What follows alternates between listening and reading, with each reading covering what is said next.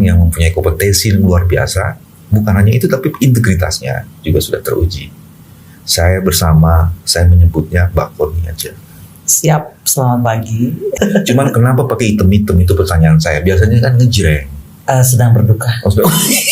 Gimana dong? Sedang berduka, kalau perlu saya mau tambah koleksi baju hitam saya. Oh gitu? Iya. Saya menyebutnya mungkin gejala tabrak lari konstitusi. Kalau boleh disebut demikian. Tabrak lari ya? Walaupun saya lulus S3 politik, saya tuh nggak orang berpolitik, saya tuh benar-benar resmi hanya ingin jadi guru.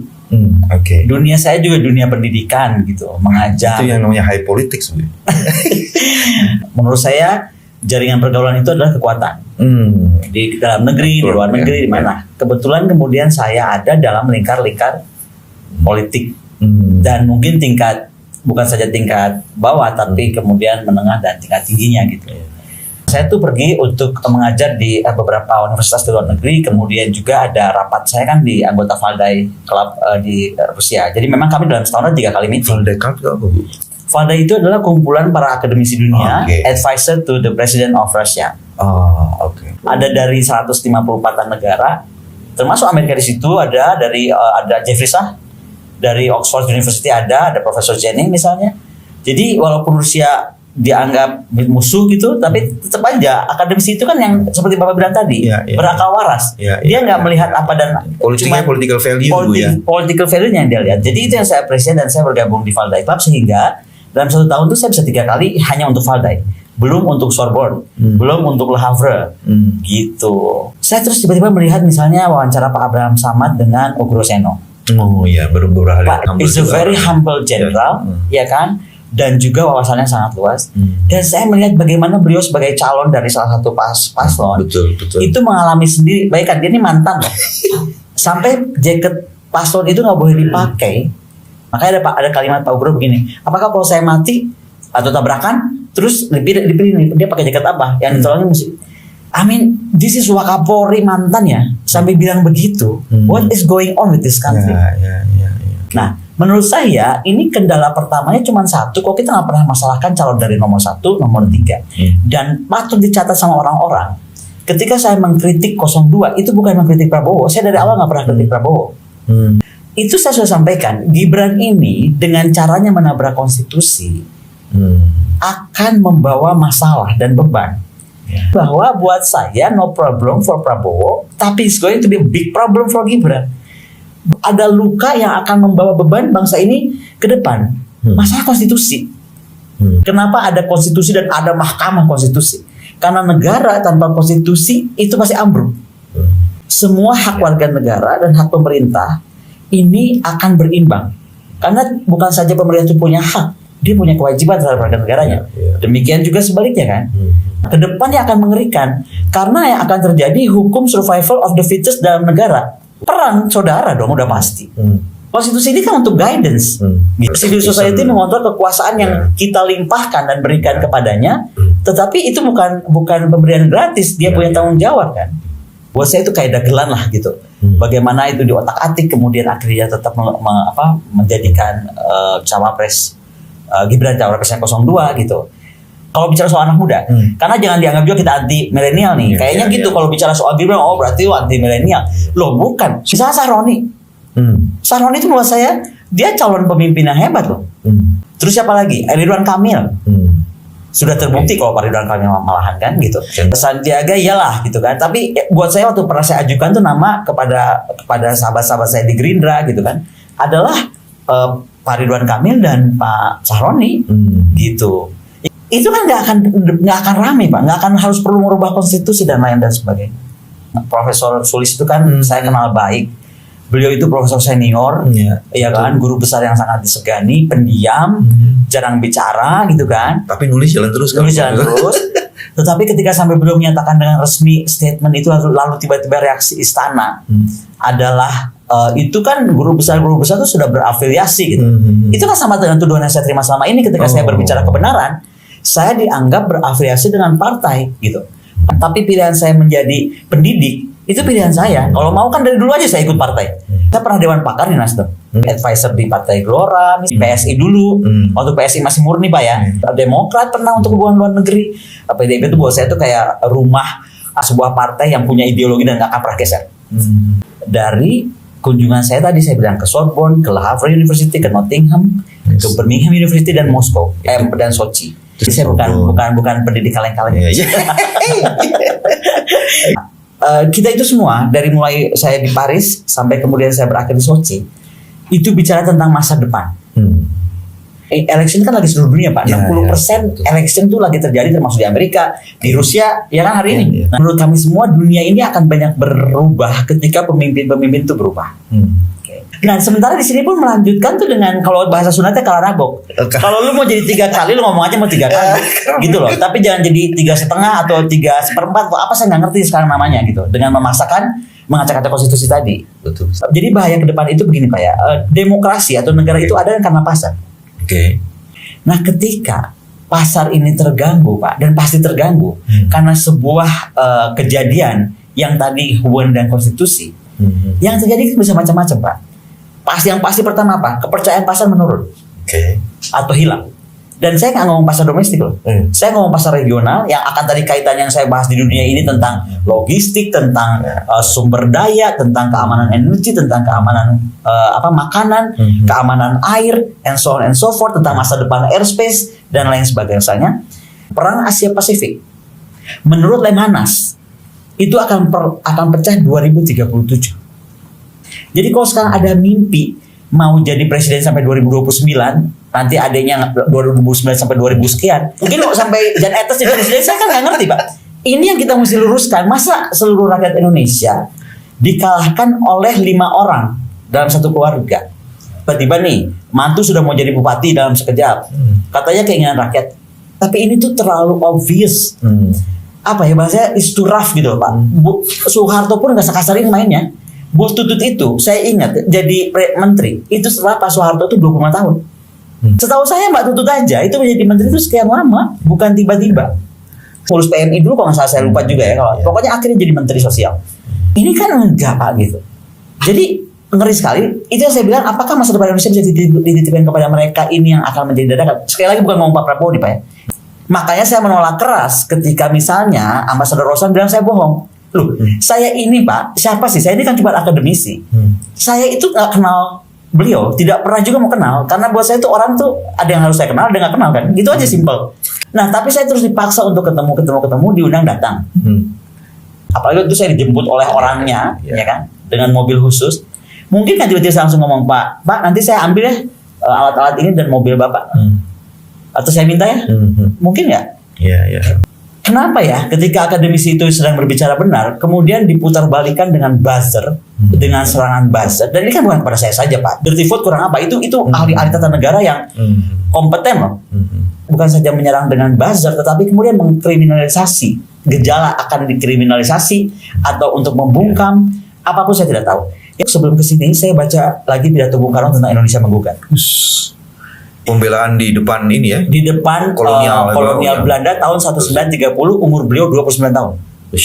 Bayangkan, Soekarno saja berani menentang Imperial Belanda yang 350 tahun menjajah Indonesia, dan dia berdiri tegak. Jangan sampai terjadi pidato Indonesia menggugat jilid 2. Menurut saya gerakan-gerakan kampus dan gerakan guru besar, akademisi, cendekiawan, rakyat, itu bisa terjadi Indonesia menggugat jilid 2. Siapapun calon pemimpin kita, mau Pak Anies, mau Pak Ganjar, mau Pak Prabowo, itu sudah ditulis oleh Tuhan.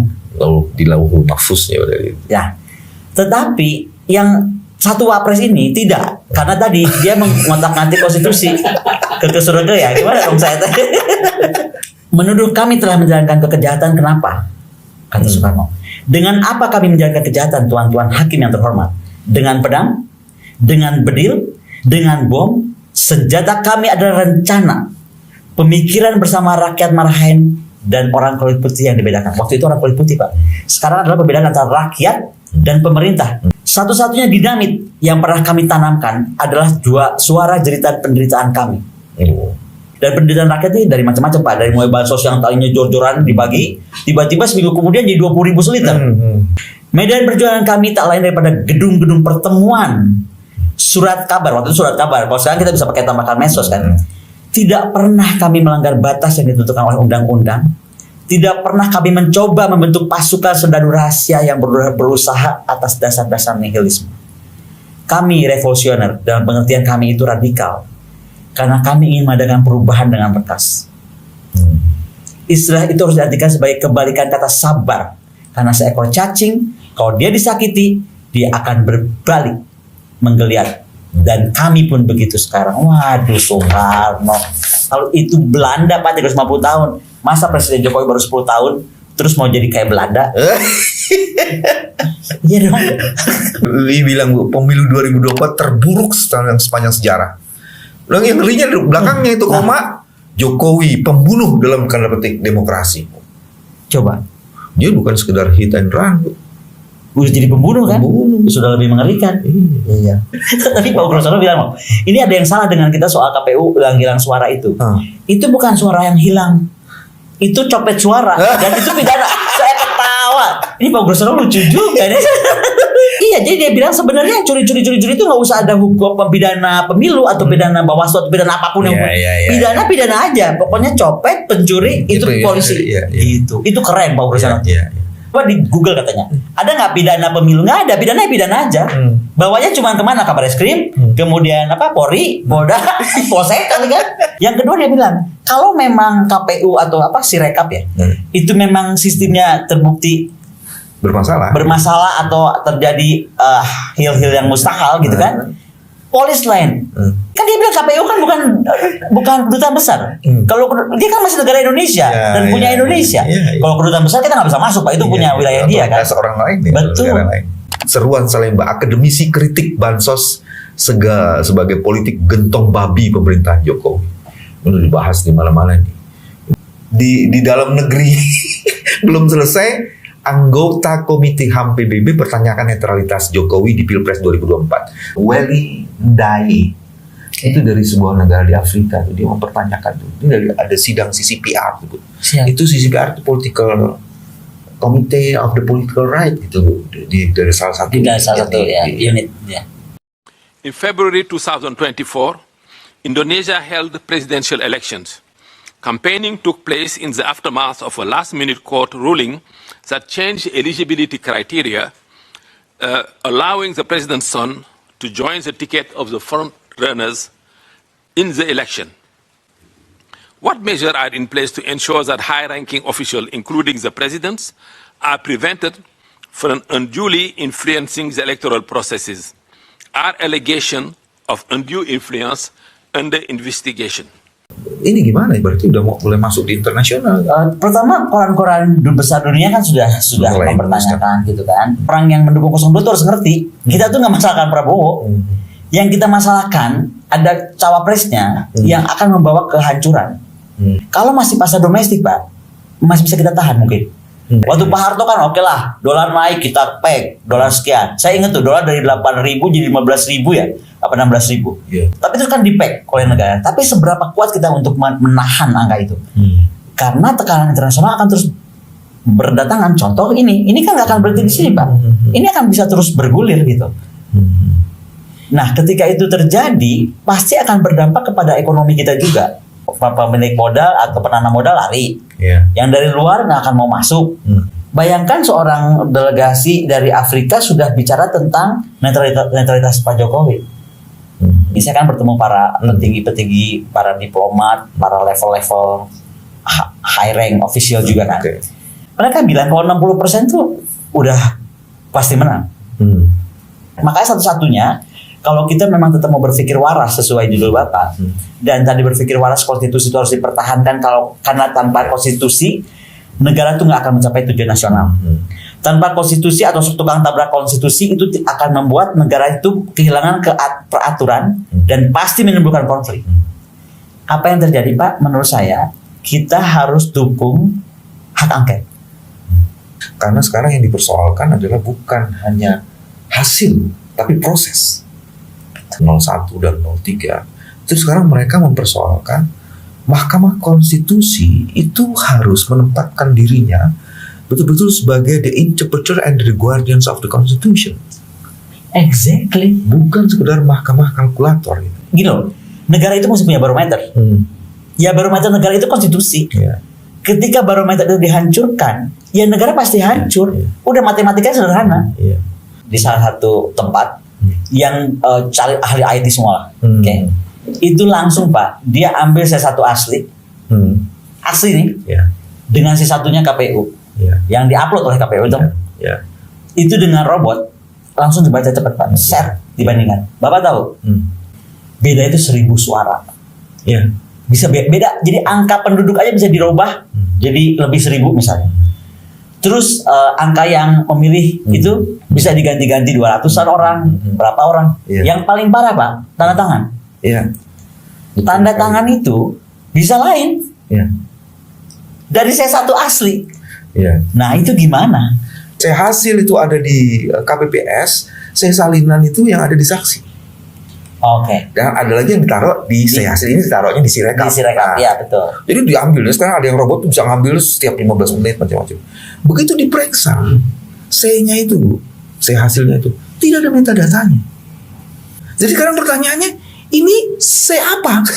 C hasilnya dibikin siapa? Si Ghost. Nah, Nah, informasi itu disebar oleh KPPS dan PPK melalui handphone. Dan di handphonenya itu ada aplikasinya. Dalam aplikasi itu begitu diperiksa sama teman-teman yang ahli forensik itu, tidak ada fitur yang dihilangkan padahal itu harusnya ada. Nah kalau fitur itu dihilangkan, orang tertentu yang punya aplikasi tidak semuanya dihilangkan. Jadi itu dihilangkan itu di beberapa kelompok orang tertentu. Dia bisa mengubah. ya. Tanda tangan juga Ya, betul. Coba. Jadi kan ada 5 atau 7 orang tuh selalu. Nah, ya kan ada saksi. Betul. Itu 3-nya benar Pak. Namanya tapi semua sama, cuma tanda tangannya beda. Saya kan nggak ahli hukum Pak ya, tapi kan saya selalu pikir tadinya tuh harus putaran 2 dengan hasil hak angket. Tapi kalau kata Pak Abraham Samad bukan putaran 2, ini harus pemilu ulang. Keberanian hakim-hakim konstitusi itu menjadi bagian penting untuk menentukan masa depan Indonesia. Kalau dia cuma ngomong hasil tapi tidak mempersoalkan proses, ribet. Apalagi kalau dia tidak bertindak sebagai the guardian and the interpreter of the Dia berarti Constitution. guru yang buruk karena bapak kita aja jadi dosen kan akan tahu, atau jadi guru akan tahu kan ketika ini anak nggak ada proses atau ngeluarin hasil. Iya. Saya pikir kejujuran atau apa ya, integritas sih. Ini baliknya kan ke integritas. Bung Karno sampai Tadi bilang soal cacing aja kalau di pojokan dia akan oke. menggeliat dan berontak. Bung Karno mengatakan begini, kekuatan rakyat itu yang saya selalu sebut sebagai Vox Populi Vox Dei itu seperti ular naga raksasa yang ekornya akan meronta menghantam ke sana kemari dan itu meruntuhkan pasti. Gini, saya kan di Dewan Arsip Nasional ya. Jadi saya tuh banyak baca arsip yang orang nggak tahu dan orang nggak peduli. Contoh waktu Ratu Kalinyamat dianggap perempuan tidak betul, ya kan? Dianggap dongeng, ya kan? Adalah saya dengan Bu Reri Lestari Mudrizat yang akhirnya betul-betul menemukan, membuktikan bahwa beliau itu tertulis dalam sejarah Portugal, bukan sejarah kita. 8 buku resmi kita temukan di bawah gereja-gereja dan juga di dalam Arsip Nasional Portugal bahwa beliau memang perempuan hebat yang bisa mengusir Portugis. Bayangkan Pak, mengusir Portugis dan membantu kerajaan Aceh. Bapak tahu waktu itu Aceh siapa? Aceh itu bagian dari negara bagiannya Turki Utsmani. Aceh Pak, itu sampai kalau dia ekspor ke Perancis, ke Inggris, ke Belanda, itu diprotektor oleh Turki. Yang saya lihat apa coba dari cerita yang saya baca dari arsip itu yang tertulis, bagaimana sebuah kesultanan, baik Aceh, baik Nias, baik Riau, itu mempertahankan kepercayaan dan kehormatan. Bayangkan seorang protektorat berkuasa itu dari Turki Utsmani Menjadi ya melindungi dan waktu itu kan gak ada komunikasi Pak, itu kan kepercayaan trust. Di era abad segitu kita sudah sangat dipercaya gitu. Nah, saya terus membayangkan Ibu tadi ngomong yang begitu dahsyat Indonesia. Sementara kita sekarang lagi cepet mikirin siapa ya sebaiknya jadi ketua koalisi besar deh. Kan gitu, jadi kecil banget. Betul. Ngomongnya koalisi besar tapi kecil. Ibu bilang tuh gede-gede banget itu. Oh memang gede memang, karena saya memang pengen berpikir gede. Itu bikin saya batuk tuh Bu, segini saya. Karena saya tuh kenapa pengagum Soekarno Pak? Soekarno itu punya apa sih Pak waktu kemerdekaan Indonesia? Kalau sekarang kita mau ngapain, ada duitnya nggak? Uangnya dari mana? Dana dari mana? Gue dapat apa? Ya. Iya, gue dapat apa? Nanti gue di posisinya di mana? Soekarno nggak begitu-begitu Pak. Kekuatan pikiran, guidance atau barometer kewarasan atau kekuatan pikir itu yang kita mesti punya. Jadi jangan semata saya mau bantu ini kalau saya dapat ini. Oh, dari ngomong Gibran Raka Buming berpeluang jadi ketum Golkar. Kalau dia jadi ketum Golkar atau Jokowi jadi ketum Golkar udah nggak aneh. Tapi itu yang saya bilang. Apakah Pak Prabowo tidak akan dikhianati? Mungkin lebih cepat. Jawaban saya kayak gitu. Exit poll yang dibuat oleh surveyor itu tidak pernah dikeluarkan. Karena dalam exit poll itu Gerindra menang. Kok malah Golkar yang naik? Nah, pertanyaannya itu. Sekarang kok Pak Jokowi mau ke situ? Nah, itu jangan-jangan faktor itu yang membuat friksi dan faksi mungkin nanti akan berkembang. Semua yang berani berbicara mau pakai topeng kah ditutup atau tidak pakai topeng, tapi punya keahlian, punya ilmu, punya pengetahuan, dan yang paling penting punya nyali, Pak. Karena sekarang orang punya itu semua ada, tapi rata-rata nyalinya nggak ada. Takut direpresi, takut diapain gitu. Bayangkan Pak, dokumen rumah tangga saya, pengadilan rumah tangga 13 tahun lalu, BAP-nya, itu begitu saya menyerang Pak Jokowi di depan istana, saya bilang Pak Jokowi harus suruh mengikuti kehormatan dirinya Pak Mahfud. Itu nggak nyampe berapa jam keluar. Dokumen BAP Pak, BAP itu kan punya negara, apalagi Mahkamah Militer. Apa saya baper? Tiba-tiba laporin polisi gitu kan? Enggak. Apa yang saya buat? Saya cuma pikir kalau ini dokumen militer yang berarti punya pemimpin tertingginya Panglima TNI, saya WA Panglima TNI. Panglima izin saya menghadap, ada yang mau saya sampaikan. Panglima terima. Saya cuma bilang, Pak, ini dokumen rumah tangga, BAP 15-an tahun lalu, ya kan? Bisa bocor atas kekuasaan apa? Udah pasti dong ada yang perintahkan keluar. Saya nggak akan cari itu tugas Bapak, tapi tolong semua di take down. Jadi banyak orang tidak berani parle karena memikirkan risiko itu. Tadi Pak yang Bapak bilang kecil-kecil pengen jadi ketum lah, pengen jadi sementara dunia udah lagi pengen pindah ke ruang angkasa. Makanya Pak saya tuh ngagum itu sekarang udah kelas-kelasnya tuh kelas Elon Musk gitu. Karena itu buat saya udah manusia yang udah setengah alien. Jadi dia mikirnya udah kita nggak tinggal di bumi nih, bumi ntar lagi terancam. Kita harus pindah. Seperti Soekarno di tahun itu Pak udah bikin 8. Karena udah bilang Indonesia tuh harus ke antariksa gitu kan. Soekarno udah bikin segala hal, Pak baja misalnya, karena kita mesti punya industri pertahanan yang kuat misalnya, and so on and so forth. Kita ini kan jadi kebalik mengecilkan diri sendiri. Betul. Makan siang gratis, sakit hati saya Bu kalau dengar. Saya terhina Pak, bukan sakit hati. Beneran. Dulu aja waktu zaman susah makan 4 tahun berapa itu zaman dulu zaman susah, itu mereka bisa makan bulgur. Nah sekarang kita udah ada ilmu hidroponik Pak, susah banget namanya padi di atas atap. Jadi bukan makan siang isunya sini. Di sini tuh isu kecerdasan, pendidikan, ya kan? Dan bukan, ya ini juga soal kecerdasan pendidikan, bukan berburu gelar. Benar-benar melahirkan anak-anak muda yang berpikir untuk masa depan bangsa. Pak, Bung Karno tuh masih umur berapa? Bung Hatta umur berapa? Hampir seluruh pemimpin bangsa itu. Iya, masih sangat muda. Sudirman umur berapa? Dan dia besar bukan karena bapaknya, tapi dia besar karena dia dibesarkan. Dan dia nggak punya paman yang di MK juga Pak. Itu yang paling penting. Ekonom senior disebut beras naik karena bansos ganggu distribusi. Coba ekonom senior loh. Terus dia mau dipersekusi juga karena dia bilang begini, gitu. Nah, itu begitu saya mendarat di Paris itu kan nggak nyampe berapa jam Pak. Loh, kemarin masih gelar-gelar bagi bansos, sekarang udah beras naik 20 liter. Saya sampai shock.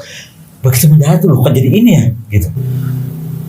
Ketika ekonomi memburuk karena Indonesia sangat tergantung dengan dunia internasional. Kedua, politik berkembang sekarang dengan luar biasa karena banyak anomali terjadi. Jadi bisa terjadi political tension akan makin tinggi. Sementara rakyat sedang bergerak. Kalau 3 kekuatan ini muncul, bisa terjadi sesuatu tuh. Bagaimana pandangannya? Bukan lagi terjadi sesuatu Pak. Yang paling parah yang saya takutkan, tadi kan saya ingatkan soal perang yang Asia Pasifik yang diramalkan oleh Wantanas, Lemhanas maaf. Itu pertama kita akan menjadi, area kita ini akan menjadi area seperti perang dunia 1. Diduduki oleh 2 pasukan yang sedang berperang nih. Dari sini mungkin Australia dan kawan-kawan dong dengan aliansi Amerikanya, dari sini Cina dan kawan-kawan dengan aliansi Rusia, Cina dan kawan-kawan. That's one thing ya. Kalau itu perang, betul-betul perang militer.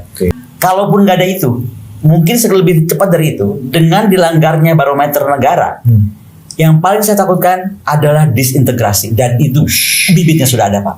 Di Inggris Pak, itu OPM itu, Gerakan Papua Merdeka, itu nggak main-main.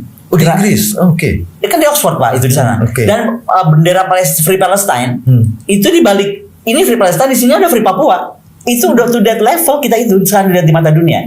So menurut saya disintegrasi antara jadi pertama Papua akan lepas, Dan ketika Papua lepas, semua penduduk Indonesia yang sekarang mengaku mereka adalah Pacific Islander Community, which is Ambon, Maluku, and so on and so forth, Nusa Tenggara sana itu, mereka pasti akan domino efek lepas, termasuk Bali. Itu di Indonesia Timur. Bayangkan di Indonesia Barat, Pak, Aceh. Aceh itu bukan daerah kacang-kacang, Pak. Itu tadi saya kenapa cerita soal Sultan Aceh dengan Ottoman Empire. Ada sejarah panjang. Sejarah luar panjang, biasa. Banten. Coba. Ini kan kerajaan Sultan Kenari itu sudah hubungan dengan Venesia, Pak. Sultan Kenari itu Sultan keempatnya Banten. Kenapa sih kita sekarang berpikir kecil, very internal looking gitu, Pak ya? Dibandingkan dulu para leluhur kita yang sangat internasional dan dijaga dan mampu menjaga kepercayaan kehormatan internasionalnya. Itu yang saya tuntut. Kenapa sekarang saya jadi bersuara? Yes, Ibu menegakkan kewarasan karena ingin kehormatan bangsa ini ditegakkan. Dan Betul. salah satunya jangan tabrak lari konstitusi. Bukan salah satunya, itu main That is the main issues. course-nya, itu main issue-nya. So that's the story, Pak, yang saya pikir kita mesti kembali mengingatkannya. Oke. Untuk kita terus kita dukung kampus untuk terus bergerak, cendekiawan, budayawan, tokoh-tokoh, ya kan, untuk bergerak dan juga of course masyarakat yang punya keahlian-keahlian juga. Untuk sekali lagi bagaimana kita mengembalikan konstitusi kita menjadi negara yang terhormat, bukan asal tabrak lari tadi, sehingga kita bisa menjaga apa yang tadi saya sebut basic kita itu adalah lahir negara itu karena pasar. Inilah cara kita menegakkan kewarasan. Pak Koni adalah salah satu yang menegakkan kewarasan. Dan kewarasan ini harus disebarluaskan untuk menjadi bagian penting menjaga kehormatan konstitusi. Terima kasih, sampai bertemu lagi. Assalamualaikum.